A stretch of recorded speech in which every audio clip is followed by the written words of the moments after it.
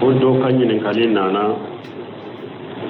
o b'a fɛ an ka dɔ fɔ jakatil fitiri la ani a bɔ waati. Jakatil fitiri farda de don. Abdullah ibn Umar ka hadisa be, ibn Abbas ka hadisa be, farada Rasulullah sallallahu alaihi wasallam jakatil fitiri. Donc jakatil fitiri est farda de. Jakatil fitiri hakɛ saw kelen de bɛ bɔ. Saw kelen de bɛ bɔ. Farada Rasulullah sallallahu alaihi wasallam jakatil fitiri sa min tamur. Saw kelen ye mun ye? Camancɛ mɔgɔ min ye camancɛ mɔgɔ ye, ni a y'a tɛgɛ fula fa k'u don minan min kɔnɔ, o ɲɛ naani bɛ bɛn minan min na, o ɲɛ naani bɛ minan min fa, u b'a fɔ de ma ko saw. Mɔgɔ kelen kelen bɛ saw kelen de bɔ. Dɔɔnikɛbagaw ka sumali, ka saw suma kilo la, u ka sumali bɔra ɲɔgɔn kɔrɔ. Dɔw ko saw kelen bɛ bɛn kilo 2 ni garamu 40. Donc seminu ka sumali do ale y'o fɔ a ye burin suma, ale ko kilo 2 ni garamu 40. Dɔw ko kilo 2 ani tilancɛ, ko saw bɛ bɛn o de ma. Mais al-lajnatu daima ni dɔɔnikɛba fanfa bunba jɛnɛ olu bɛ min fɔ kilo 3 taqriban, saw bɛ bɛn kilo 3. Pour k'i bɔ dɔɔnikɛbaw ka ɲɔgɔn sɔsɔ la k'i lafiya, ni mɔgɔ min ye kilo 3 suma jakatil fitiri la, o de kaɲi. Taqriban a bɛ taa kilo 3 la. Donc nin ye a ka hakɛ. Jakatil fitiri a bɔ wagati saba la. Wagati dagalen a n'a ka wajibiya wagati ani wagati a bɔ wagati fasaman cɛ. A bɔ wagati dagalen ye jumɛn ye? Wagati jumɛn? Tile 1 tile 2 n'o tora ni sali cɛ. Abdullah ibn Umar ka hadise nana o la, n'a ba ye o la kalan ye ko Abdullah ibn Umar ko ale tun b'a ka jakatil fitiri bɔ ni an ni sali tora tile 1 ou bien tile 2, a b'a ka jakatil fitiri bɔ ciden ye mɔgɔ minnu minɛ k'u ka jakatil fitiriw minɛ k'u fara ɲɔgɔn kan, a b'a taa d'u ma. Ka sali to tile 1 tile 2, Abdullah ibn Umar tun b'a ka jakatil fitiri bɔ. U b'a fɔ ni ma waqtul jawaz. Jakatil fitiri bɔli dagara ka tile 1 tile 2 to ni sali cɛ. Waqtul wujub, jakatil fitiri bɛ wajibiya an ka wagati juma ni ewa sali to ni tile benna. Sungalo dɔ laban ni tile benna, jakatil fitiri wajibira wagati. A wajibira wagati ye o ye. Jakatil fitiri bɔ wagati ɲuman ye juma ye sanni an ka bɔ ka taa sali kɛnɛ kan. Ni ye fajiri sali sanni an ka bɔ ka taa sali kɛnɛ kan k'i ka jakatil fitiri bɔ, a kan ka di mɔgɔ min k'a d'a ma, o de y'a bɔ wagati ɲuman ye.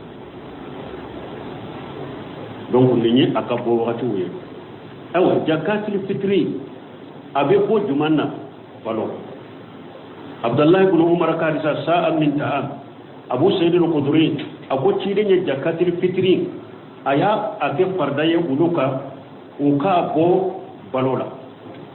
u ka saw kelen bɔ balo la, ko a wagati olu ka balo tun ye seyiri de ani tamaro ani nɔnɔ jala ani jabibe,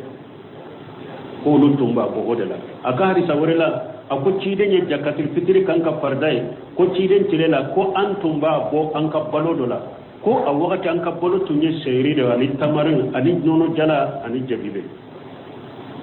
Donc jakatil fitiri bɛ bɔ hadamaden balo de la.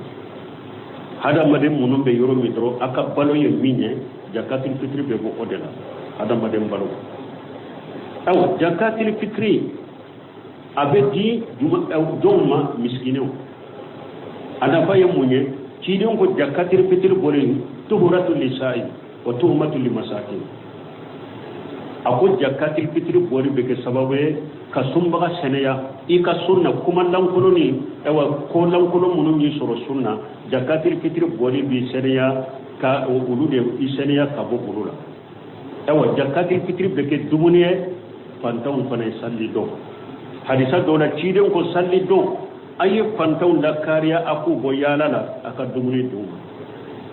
Jakatil fitiri ye fantanw ka dumuni. A b'a ka ɲininkali kɔnɔ, yala jakatil fitiri warilama bɛ ɲa wa? ambe min ko nanda te yerere naye dalilaw na togola anan dale be doni ke baga nyuma munuma ni ala ko fasalu ahla dhikri in kuntum la ta'lamuna ni ala ko ye doni ke baga nyinin kawte min do ni ala ko fana wa idha ja'ahum amru min al-amri aw al-khawfi jawfihi wa law radduhu ila ar-rasul wa ila ulil amri minhum la alimahu alladhina yastanbitunahu minhum ni ayaw koso ni ala yere ko anka sage kata doni ke baga wona akon ni ko nanu ma min ye siranya koye ube hakili sigi ko be siranya koye uba cari nu tunye ko sagi kata cidema anu ka doni ke bagaw bo mo nu nye doni ke bagaw ye ala tumbe ko yi haqiqa la duniya kulula donc ni ayaw ko so ni ala yere yan sagi kata doni ke bagaw ma an ka wakati doni ke baga baw ni muftu ni doni ke baga sabati law nye min ko jakatil fitri worila matenya ni yan jakatil fitri bo worila a worila matenya de munna ciden ka hadisa nana aye balo de ko ciden be jakatul fitri ko wakati mi sanu be worije be wolu de tumbanka wori nola ciden ma sanu gramu ko mo ye ko ka bo jakatul fitri la ama worije gramu hakke ko mo ko ka bo jakatul fitri la sanu tumbe wori tumbe e worije tumbe ko man ka woru bangolo chogom me hari donkele hari hadisa kele ciden ma ko jakatul fitri ka bo sanu worije awa ciden ka sebo fana seba kalimat dalika jakatul fitri warila mako seba kale amma suru ciden ka sebo ko dalla ka sanu go ka jakatul fitri ube warije o masabatu go awa jakatul fitri kule adumuni lama der boy bo balo dina kata man se bangalen do de do ni ambeta di borobe ni mbolo kata yampe dumuni be ni mbolo kata yampe abe silamiya kata mashe do aka bato do iramo me ni dakati fitir kara woriye ne ni ebbe nan tabi ka jifa kono nya dima abeke wa jakati fitir beke bato do golenye abeke bato do golenye mo ko te bo kalama donc jakati fitir ciden ka disa hadisa nana ayebbalo de ko ciden yele tilela kuru kara balo de be ko shebo be balo de ko ciden fana ko mani amila amala laysa li amruna fa huwa radd man haddatha fi amrina haja ma laysa min fa huwa radd man amila amala laysa li amruna fa huwa radd ciden ko mo min ye ko kurado min dina ko min ta ko na be sagema ni mo ye barake min nyamare bara min abe sagema de me ka jakatil fitri ko worila ciden ma mo nyamara nay ciden ye bano de ko aha anta na kariya doni ke ba hawo do be ko gojja kadir fitir warna ma danya doni ke ba hawo do yo ko ke doni ke ba hawo pasamantu bola doni ke ba hawo do yo ko men ni doni ke ba hawo kuma na anya nyugon soso ala yan sage kata yorju fa in tanazatu fi shay faruddu ila allah wa rasul ala kunna nyugon soso minna ay sage kata alama ane hadisa jakat fitri nyugon soso wori benyawa wori tenyawa an sagira kata qur'ana ni sunnama delida tamboro qur'ana ni sunna kono min bayira na ko jakatul fitri ka bo worila tawasheba umago worila ala fana ko e tiden fana ko alaykum bi sunnati wa sunnati al-khulafa ar-rashidin al-mahdiyyin min ba'di addu alayhi bin nawajid tiden ko bawma akan ne ka sunna mina anin ka kalfanani ka sunna ko akamina na katta ajure awa ciden ka kalfanani umaddeli ka jakatul fitri warla mako umako mo goye umako donc am de mi ko jakatul fitri a warla matanya de balo de boy ka di mo ma hada madem balo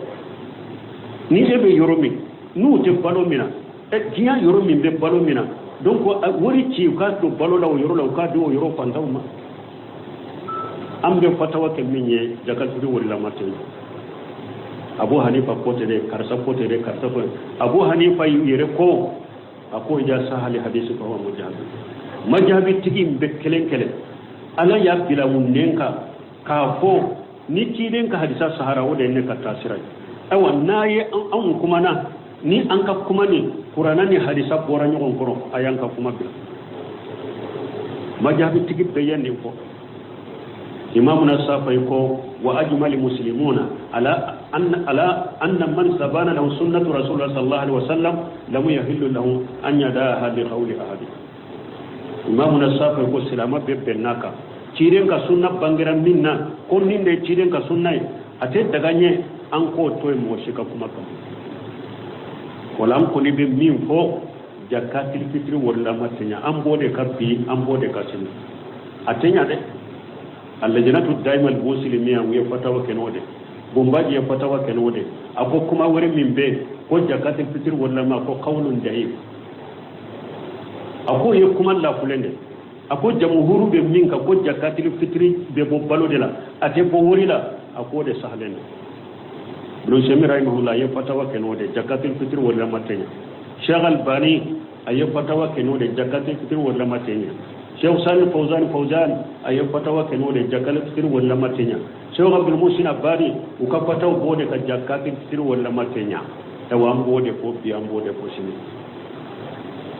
wote ko mi kwanye toni ka ba mono nyanyu ka kuma bilanyu do yaw ni nye Allah ka dina de ciden ka de sawde be ala ko nan nyen ko soso min nan ka ta qur'ana ne hadisa lillahi ciden ko tarkitu fikum shay'ain lan tadillu ma tamasaktum la ma tamasaktum fihi kitab Allah wa sunnati akonye fen kula taw bolo ka to na go mina te fil ala ka kitabu ne ka sunna har an yi toni ka ba mono ka kuma mina amu ka kuma mina ko toni ka ba mo do tede anyu ka kuma mina de ku ye hadisa mu ko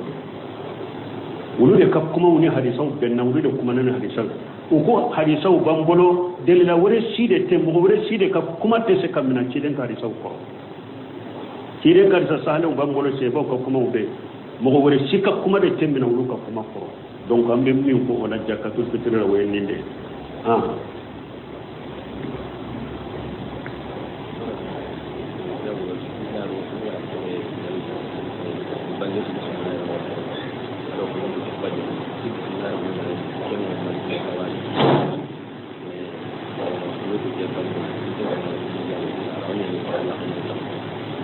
bo anke ma duga men fa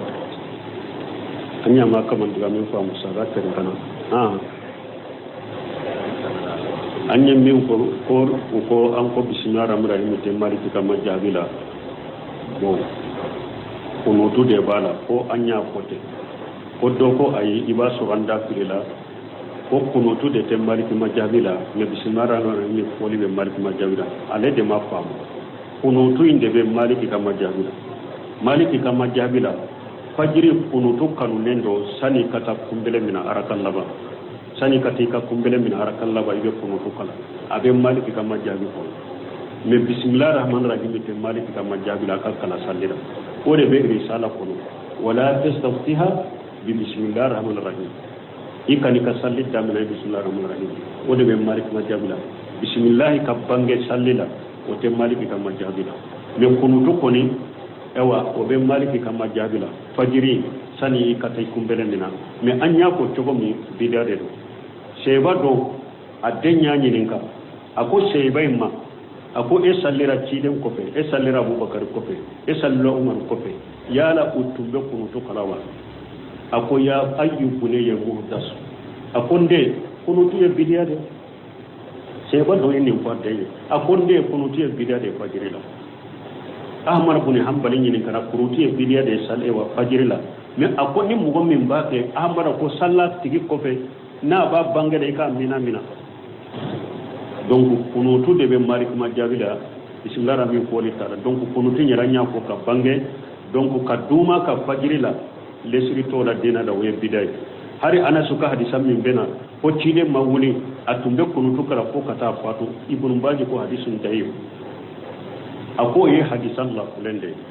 har doni ko do ko ni hadisan sahara ana sikalla ni be kunutu na wajibi dem le fajr kunutu de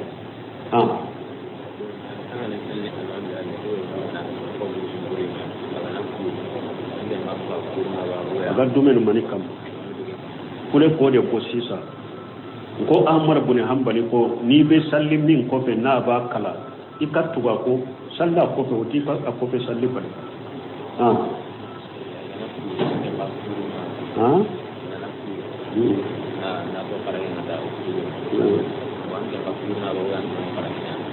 bo konni ala nya ya dade ko be kalande makuni te sallila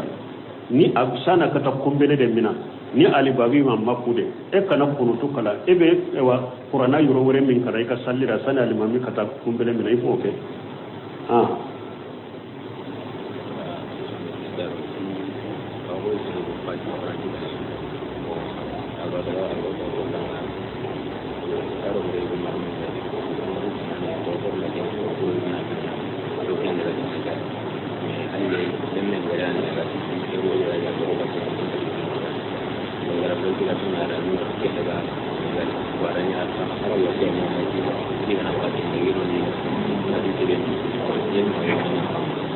Bon, ni ɲininkali min kɛ ko fatuli dɔ de kɛra Faransi, mɔgɔ dɔ fatura Faransi, o tuma min y'a bila Moroko la, o tigi ka su ani Sénégalais dɔ fana fatura o dɔgɔtɔrɔso in na, su ninnu ɲagamira, ɲininkali nana ma cogo min, su ninnu ɲagamira. Ja su min ye Maliyɛnw ta ye, Sénégalais y'o de ta ka taa n'a ye Sénégal ka taa sutura. Sénégalais ka su de tora ye.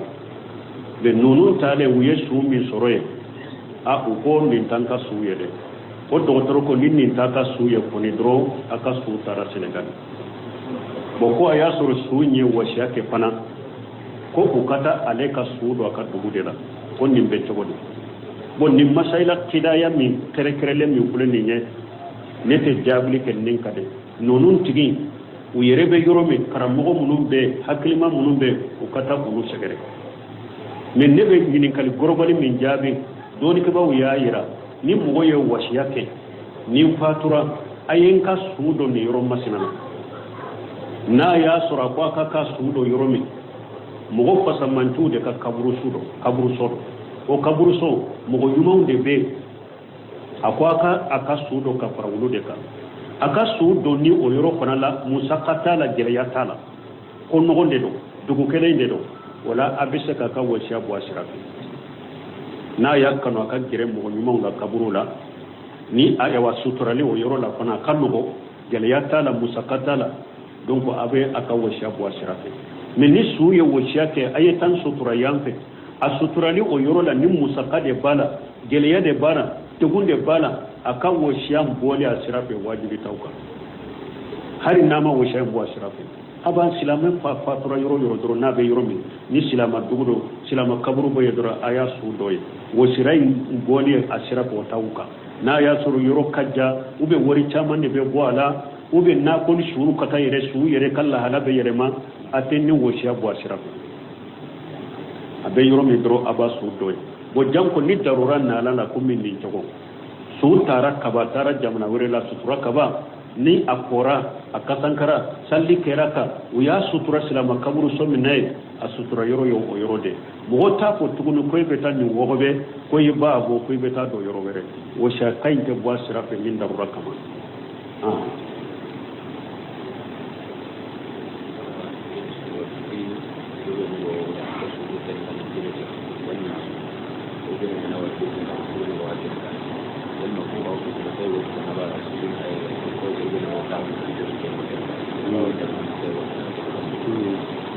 Bon ko mɔgɔ minnu bɛ dɛrɛso lamɛn direct kan ou bien n'u b'a lamɛn ni kasetu ye olu ni mɔgɔw baraji ye kelen ye mɔgɔ minnu bɛ dɛrɛso kɔrɔ wa ayi a tɛ lahala kelen na minnu bɛ dɛrɛso kɔrɔ n'a bɛ kɛ olu ɲana nafa dɔ bɛ olu ye ka tɛmɛ min b'a lamɛn dɔrɔn parce que min bɛ dɛrɛso tigi kɔrɔ ale ɲa bɛ dɛrɛso tigi la a bɛ dɛrɛso fɔ a ɲa b'a la a ka lahalaw a ka kuma cogo ni dɛrɛso denbaga kɛra komi ulama rabbaniyina useminu ninnu ɲɔgɔn bonbaji ninnu ɲɔgɔn na i b'a a ka jogo ta i bɛ jogo minnu sɔrɔ a la jogo ɲumanw a ka jogo ɲumanw n'a ka adabu i bɛ olu ta min tɛ dɔɔnikɛbaga kɔrɔ i tɛ ninnu sɔrɔ bonbaji ninnu kalandenw filɛ kalanden ni kalala i sen fɛ tɛ ou bien madrasa ninnu i jɔlen tɛ taabolo ni kalan na a y'u ka adabu cogo lajɛ u ka jogo lajɛ ani minnu sigira cɛkɔrɔba ninnu kɔrɔ u bɛ komi sanu domin jogo ɲɔgɔn nani ni mɔgɔ bɔrɔtɔ ni mɔgɔ lagosi ni fɛn adabu ye fɛnba de kalan na de o de y'a to Imamu Maliki ko k'olu tun bɛ jogo de kalan dɔɔni yɛrɛ ɲɛkɔrɔ tuma min Maliki ba y'a labɛn ka bila ka taa Arabiyatu ma Maliki ka karamɔgɔ ma a ko taa i k'a ka jogo mina a ka dɔɔni ɲɛ jogo ye femba ni kala na karambo nyuma koro komi bunum baji ni bunu seminu Sheikh Albani nunu ni kala nan nunu koro ka dersu mina nunu na ko kula de biye doni ni jogo nyuma ne yere majigi ni dusun kala shi ba bede so jogo nyuma ni adabu dusun kala shi jiya bani wasa ka wasa ani wasa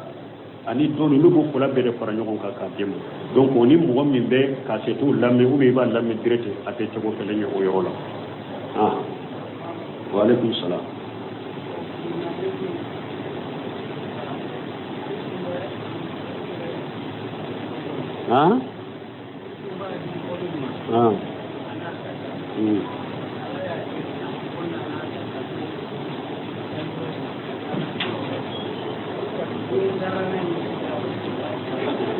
atigi yele mana bon ko ni tumbe ka jakatul fitri di mo min ma ana kaka mais oni o te nyogon krefe sisa ayele mana yoro were yala ay beta di misiri mawa ko ni ebe fanta ngore do min to hoye folo le min yele mana yoro were tusuru na kaka ana kaka na be dugu kelen kono na be she kanata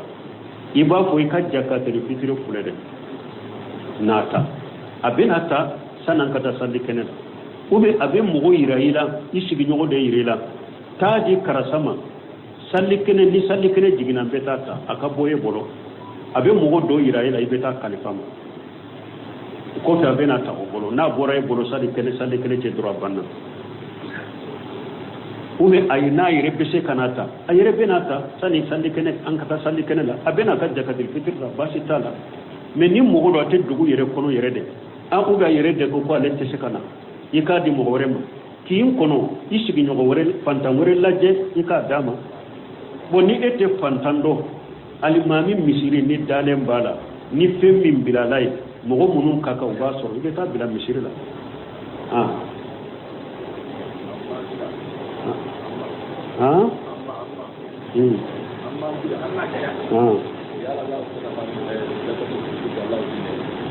ko iba korke ibe seka uga koromuso be seka jakatil fitri dama ni pantando jakatil fitri be di silama pantaw de madro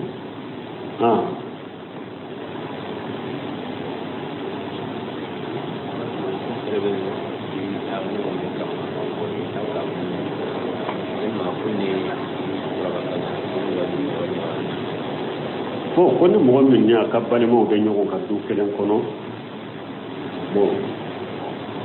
dawa muso de do eni mo do re ka ce ana kabale mo be nyogo ka du kelen kono nyogo ka du kelen kono yala wajibre ndo ti yere sutura ka bo ma wa ce yi ma wali ce de ni ka furle daga lembaye hari ni awbe duba de kono be du kelen kono ni e ye muso e illi manane alay andi dollaba alanya sernya bila ibe sirat jahannaba ye yere sutura hari ni be dude kono yere sutura dawa i ce portew uba dogonu munun ti ka jumra muy kaniye ibi par polo be de sutura no semina ben no ya kede ni be tobili ke ni ko ka gawndo bolo faraw be ka sutura ibe tobili la de gumbola akola mi yorola abi de gummi na puruka de gumbo muso ka ibe se ka gaw boy tege ko ne la ki ka tobili u ke so in kono mais mi ye par polo to be ye o wajibi ka sutura ka bo wali tewmar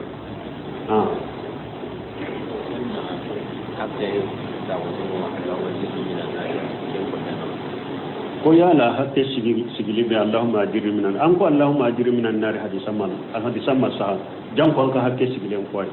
o do nyini karala an ko ka ko fajiri ko be siya wolon fula o be e wa kutru ko be siya wolon fula hadisa sahlente do nyuma ko ni do doro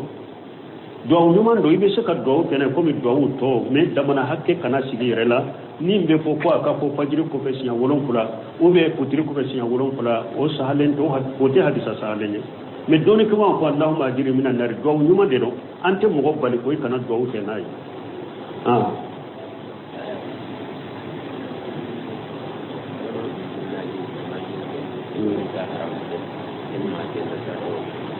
ko do ba ko maji ko haramu yale no de la sabati lembala wa doni ke baga sabati lo man naji haramu ya naji tibariya yirala alladinatu da'ima li busil mi wal istai bumbaji na kajjama min tumbe naji ko yiralula bo ukon naji a haramu yalente ni naji dona ni dankaniya bibolo ko ni dankaniya bibolo komi do ba ko to mi ku be le joli de ke naji do go ko do ba ku be le kende ke naji ukon ni dankaniya sabatira min bolo naji do dilala e nyana yelle de ken kai ube naji do dilala e nyana yelle joli de ke naji naji do dilala e nyana ye fari sogo de ke naji e kerai e yire nyana o dangana bi bolo o naji haramu yara o naji haramu yara adangana bi bolo ko naji min dilala ni fen sobile ube naji min dilala ni fen haramu yare o dangana bi bolo naji min no haramu yara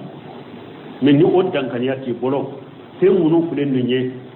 do fen nunu ni masir fen ali asilu fil asiyai ali hillu lesili na ni fen suba dagalende do atagalende do ko hada madin kad dankan yasro fenna fen min ba haramu ya huwa alladhi khalaqa lakum ma fil ardi jami'a ala ko ne de masal fen mo fen be dugu ko ka dum fen ni masirinya ke da awye huwa alladhi sakkara lakum ma fis samawati wa ma fil ardi jami'a minhu ala de masay nema be sanka ba wolo kula duma ko kula ne ala de yabbe ko awye ni sirila nin dum fen daga lendo do ni e ba haramu ya o de la jerende ka sore bolo ko de la ni haramu o de la ni fe sobilen do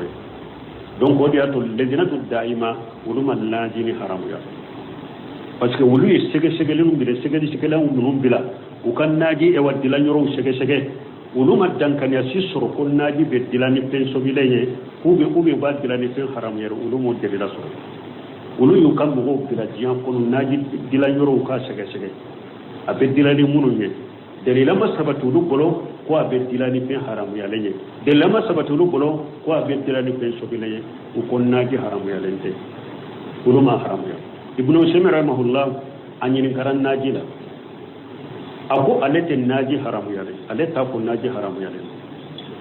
ako me ale yere ko ni kanyana ma ya ko ne alete naji do pasika ta dilan jogo no seminu yemin de jabi naji ko la ako aleta haramu ya de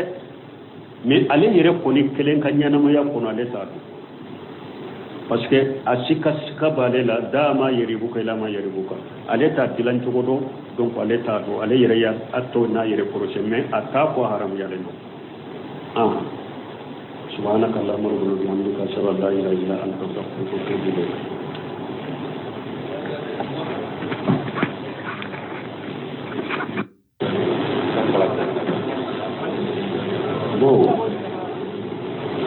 o do kan yin kalin nana o ba fe an ka do ko jakatul fitr la ani abo wati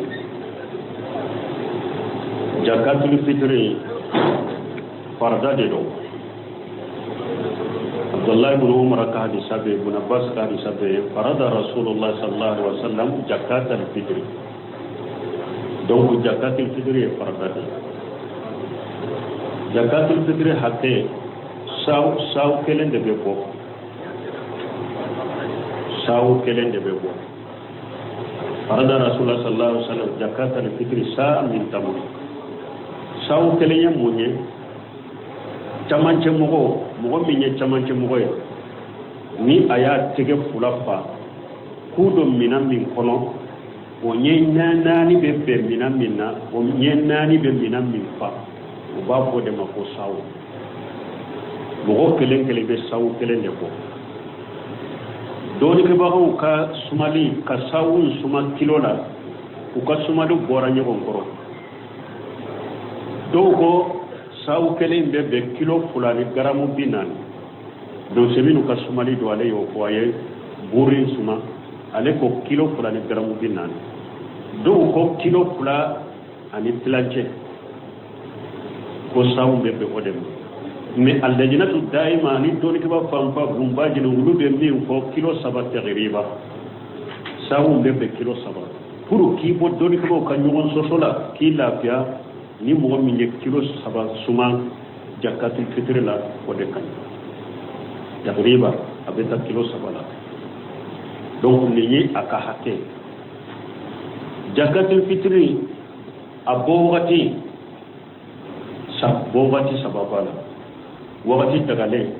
ana ka wajibiya wakati ani wakati abo wakati fasamanti abo wakati dagale nye jumae wakati jumae tile kele tile fula no tora ni sallike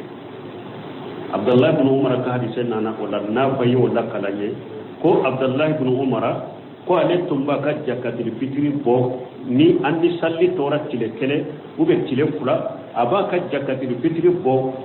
tire nya mugo munum mina ko ka jakatil fitri mina ko fara nyogon ka abata duma ka salli to tile kele tile fula Abdullah ibn Umar tumba ka jakatil fitri bo uba fonni mo waqtul jawaz jakatil fitri bori dagara ka tile kele tile fula to ne salli ce waqtul wujub jakatil fitri be wajibiya anka waqti juma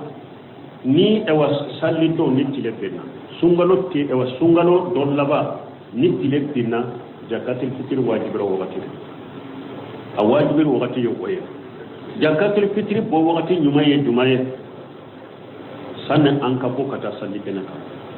ni yen fajiri salli sanan ka bo kata salli kene ka ki ka jakatil fitri bo akan ka di mo ka dama ko de ya bo waqti nyumaye donc ni aka bo waqti wuye awa jakatil fitri abe bo jumanna balo Abdullah ibn Umar ka risa sa'a min ta'am Abu Sa'id al-Khudri ako chide jakatil fitri aya abe fardaye uluka uka bo balola uka sawu kele bo balola ko a wakati uluka balo tunye seyri de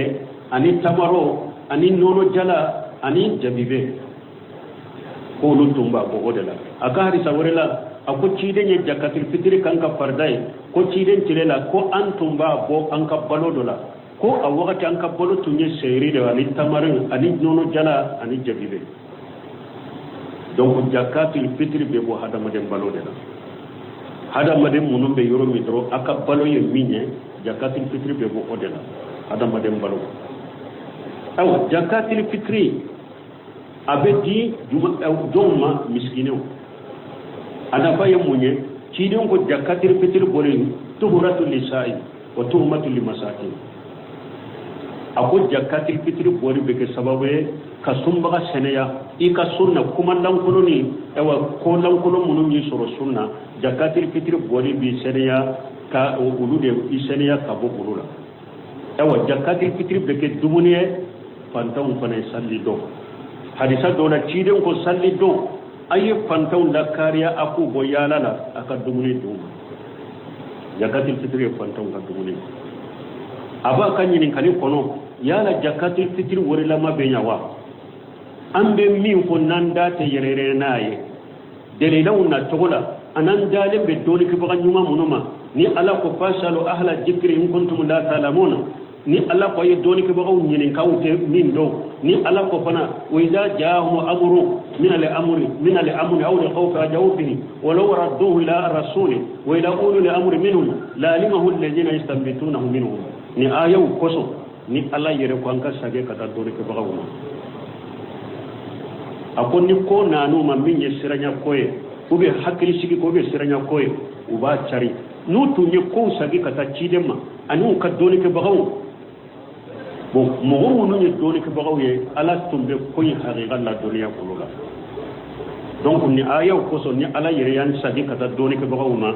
an ka wakati doni ke baga baw ni muftu ni doni ke baga sabati law ni min ko jakatil fitri wori la matenya ni yan jakatil fitri bo wori la a wori la matenya de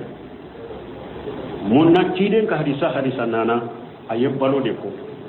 ciden be jakatil fitri bo wakati mi sanu be wori je be woli de tumbanka wori nola ciden masanu gramu ko mo ye ko ka bo jakatil fitri la ama wori je gramu hakke ko mo ko ka bo jakatil fitri la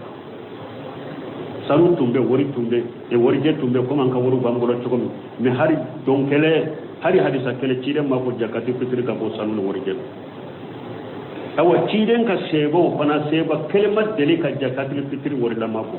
seba kele ama so ciden ka sebo ra kwa della ka sanu bo ka ke jakatil fitri ube wori je o masabatu bo awa jakatil fitri kule adumuni lama der bo balo dina kata mansi bangalen do de do ni ambeta di borobe ni mbolo kata yampe dumuni be mun bolo kata yampe abe silamiya kata masedo akabato do iramo ne ni zakati fitri kara woriye ne ni ebbe nan tabin ka jifa kono nya dima abeke wa zakati fitri beke bato do golenye abeke bato do golenye mo te bo kalama donc zakati fitri ciden ka disa hadisa nana ayebalo de ko ciden yere tilela kuru kara balo de bebo shebo be balo de ko ciden fana ko mani amila amala laysa li amruna fa huwa radd mani hadatha fi amrina haja ma laysa min fa huwa radd mani amila amala laysa li amruna fa huwa radd ciden ko mo min ye ko kura do min dina ko min ta ko na be sagema ni mo ye barake mi nyamare bara mi abe sagema de me ka jakatil fitri ko worila ciden ma mo nyamara na de ciden ye balo de ko aha anta na kariya doni ke ba hawo do be ko jakatil fitri warna ma ganya doni ke ba hawo do yo ko ke doni ke ba hawo fasamantu bola doni ke ba hawo do yo ko men ni doni ke ba hawo kuma na anya nyugon soso ala yan sage kata yorodi fa in tanazatu fi shay faruddu ila Allah wa rasulih ala kunna ye nyugon soso minna aye sage kata alama ane hadisa jakatil fitri nyugon soso wori benyawa wori tenyawa an sagira kata qur'ana ni sunnama delila tamboro qur'ana ni sunna kono min bayira na ko jakatul fitri ka bo worila tawasheba umago worila ala fanako ciden fanako alaykum bi sunnati wa sunnati al-khulafa ar-rashidin al-mahdiyyin min ba'di addu alayhi bin nawajid ciden ko bawma akan ne ka sunna mina anin ka kalfanani ka sunna ko akamina na katta madure awa ciden ka kalfanani umad delika jakatul fitri warla mabo umako moye umako donc am de mi ko jakatul fitri a warla matanya de balo de boy ka di mo ma hada madem balo ni de be yoromi nu te balo mina e giya yoromi be balo mina donc wori ci ka to balo law yoro law ka do yoro fantawma am de fatawa ke minye jakatul fitri warla matanya Abu Hanifa kote de karsa Abu Hanifa yere ko ako ja sahali hadisi ko majhabi tigi be kelen ala ya bila munnenka ka fo ni kiden ka hadisa sahara wode ne ka tasirai awa nayi an kuma na ni an ka kuma ni qur'ana ni hadisa bora nyon koro ayan ka kuma bi majhabi tigi be yende ko